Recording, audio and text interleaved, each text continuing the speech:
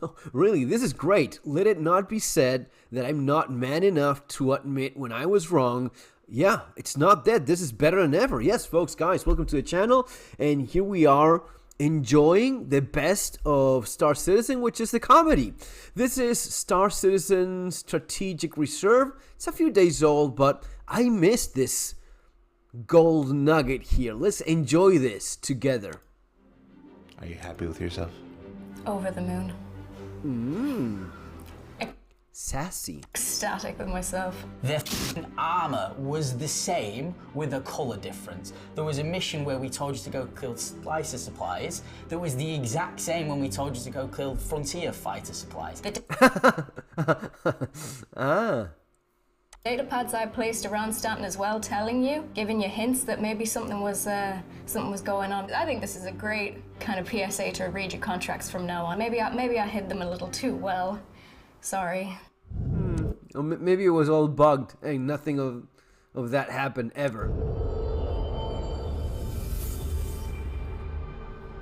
Oh, it's inside. By now, you will have realized that the Frontier fighters weren't exactly who they said they were.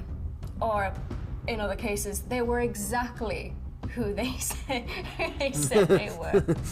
Frontier fighters were specifically designed to show players that we can mess with their morals via this narrative storytelling.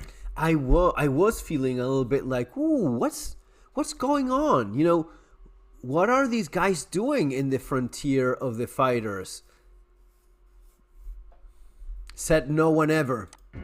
Frontier fighters were the ones who staged the attack on Stanton, posing as slicers to cause an uproar about Pyro, to stage a war on Pyro to get rid of the criminal gangs that It was a band of mercenaries led by a woman called Amelia who wanted to start an attack in Stanton to draw up hate for Pyro so that she could get the backing of regular people to go and attack Pyro. But that also included civilians. Oh no. And that also included gangs who had no interest in threatening Stanton at all. So this was a false flag operation? Yes, this was a false flag operation. Yeah, this was this all happening like inside their heads? Because that's also, I mean, it wouldn't be the first time that they talk about things they've never done. Maybe it's that. Maybe they are just willing things, you know? All of these things were happening. And you fell for it. You fell for it. They fell for it. They fell but for it. you named a maniac after yourself. I didn't do that. Haddock did that.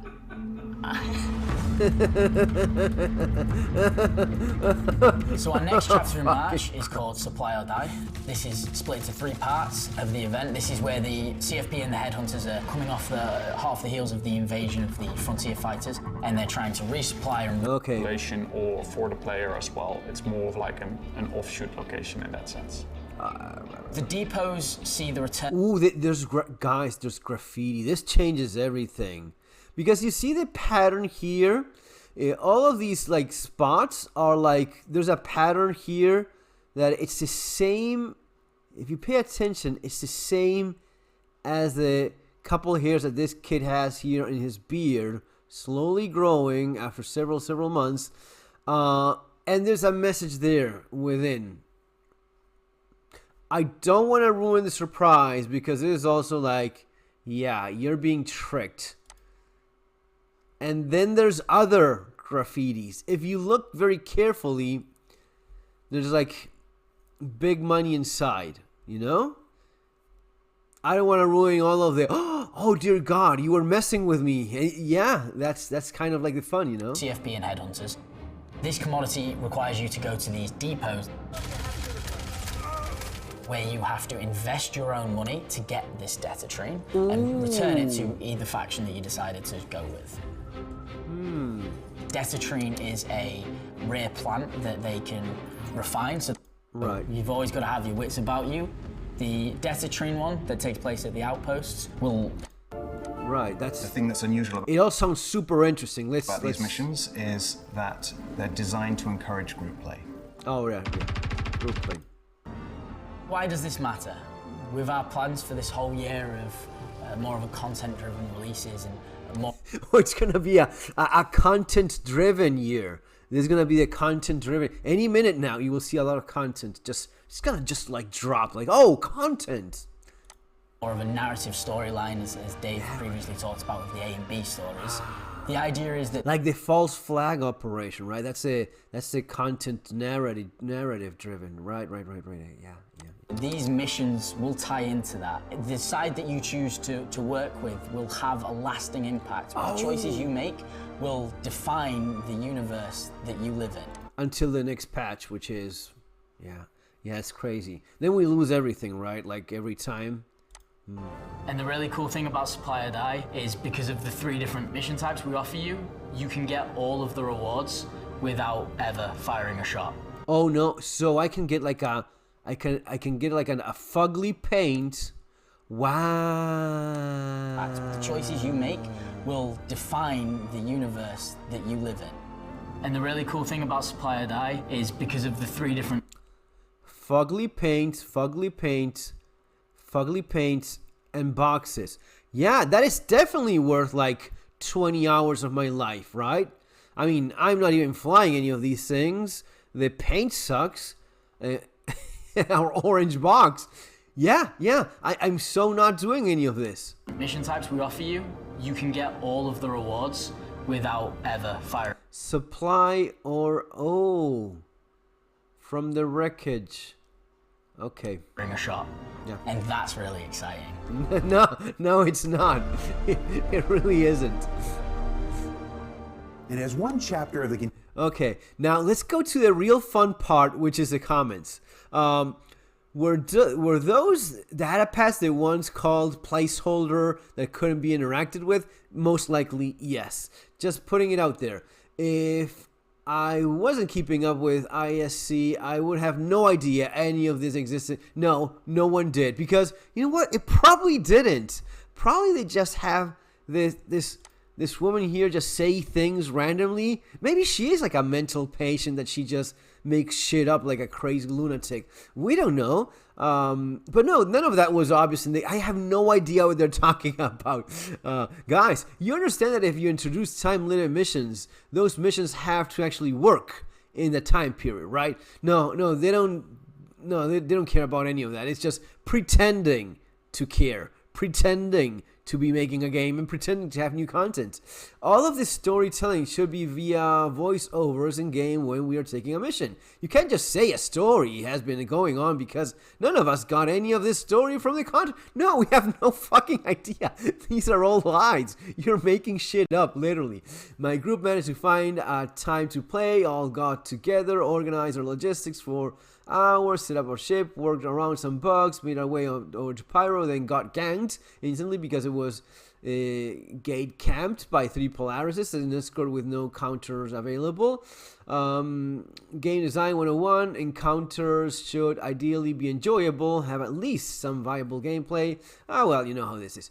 You will always be firing a shot because the missions are all over Pyro and murder hobos have nothing better to do. Yes, great point. Yeah, none of those data pads ever worked. They were noticed and many attempt to read them, and I have my own SC lore of a particular NPC trying to kill me. So I look at and read everything, but the pads around the verse never worked. No, she's just making shit up. She's just lying. Or she's crazy and thinks she actually did those things. Yeah, maybe they just want to play along, you know, so as to not upset her. I tend to be a big fan of unlocking cool cosmetics in most games I play, but I'm missing out without games I play, but here I'm missing out without regrets. Yeah, same thing here. Time limit event with a state where it is wild. Yes, it is. I was on the wrong side of the elevator for these missions. How about instead of wasting time with one-shot events that have a 112% chance of being broken and unplayable, you use your dev resources to fix, bring back, and expand on all the permanent missions that are still not back in the game? You know why? I actually have the answer. Because it is a lot cheaper to have Blondie here makes shit up as she goes and make all of this, oh yeah, you were playing, it was a black flag opera. None of these things actually happened. No one saw any of this. So they just pretend to have created game content and actually did nothing. You just have the same broken crap. It was just a go kill, go shoot mission that didn't even work. So that's always much cheaper than actually doing things. These kinds of events will game the stage just counterproductive. There is not a single positive comment. The last thing we need is content that is time gated. Yeah, of course. But how else will you create the fear of missing out, the FOMO? That's what they always count. Oh, I have to do it now because if not, well, you're not going to lose a damn thing. I mean, and if you lost it already, there's no point in you doing anything else. Because the big thing you're supposed to get, well, since you didn't complete it, you're done. I usually take 2 hours to beat the elevator boss and I keep losing to the hangar on the... That's actually funny. Tough fight. Yeah. Alright, so what I gathered from this video announcement, we think players are dumb for not figuring out FF were in fact slicers. Players will lose all their money on the next part because the freight elevators are always bulked. Don't bother with the industrial mining gameplay, you will be ganked by a Polaris because it's much faster and safer that way. Yeah, I have not met a single person who mentioned ever finding... Yeah, this is complete bullshit. It does not exist in the game. It did not exist. There was nothing. No one ever mentioned anything. You never saw anything. Maybe it was that placeholder. So now we have a FOMO driven... There you go. So now we have a FOMO driven mission and rewards. Guess that means we just have to hope we can dedicate enough time, 8 hours a day, pray that the bugs don't sabotage our progress, and not end up wasting days just trying to complete a single mission like in Chapter 2. And for those who don't make it in time, well, tough luck, I guess. And that is the... Yeah, that's all there is to it. It is a little bit depressing. It's kind of funny how out of touch they are, how completely unrelatable they are, how they live in their own little universe, parallel universe, where things apparently work, they are fun, there's role-playing in Star Citizen, and there's gonna be consequences for what you... It is kind of sweet and fucked up at the same time. And yeah, pretty insulting too that they think we're that fucking stupid. But yeah, there you go, guys. Take care. Have a good one.